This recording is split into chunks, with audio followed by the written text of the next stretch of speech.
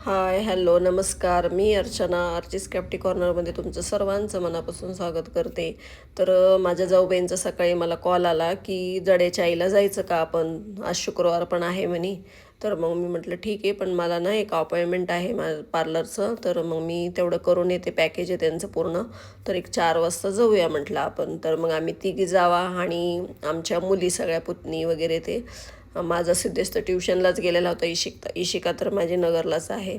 तर मी एकटीच त्यांच्यासोबत आणि मग सगळे लेकरं वगैरे असं गेलो दर्शनाला, फुलं हारं वगैरे घेऊन.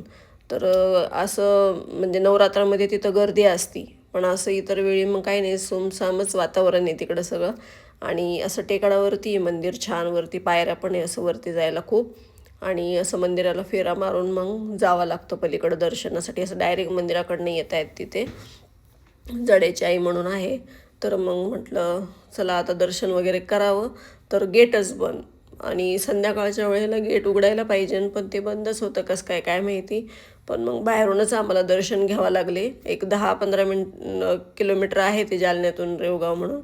तर मग तसंच मग बाहेरूनच दर्शन घेतले, नारळ वगैरे फोडलं, प्रसाद वगैरे असं सगळ्यांनी आम्ही खाल्ला. आणि मग बसलो तिथं निवांत, छान वाटत होतं, गप्पा वगैरे करत बसलो. आणि माझ्या जाऊबाई ते म्हणतात की किती छान वाटतं असं सगळे एकत्र कुठे गेले की, थोड्या वेळ का होईना घरातून बाहेर पडलं की छानच वाटतं. तर मग असं मस्तपैकी मंदिरात असं बसलो, दर्शन वगैरे घेतले. त्याच्यानंतर आमच्या जाऊबाई म्हणे चला फोटो वगैरे काढू. तर चला तुम्हाला आता व्हॅलेंटाईन डेचं गुलाब देते म्हणे दोघी जावांना. तर मग असं गुलाब दिला त्यांनी. तर असा गेला आजचा दिवस. पुन्हा भेटूया पुढच्या वेळेत. तोपर्यंत बाय बाय.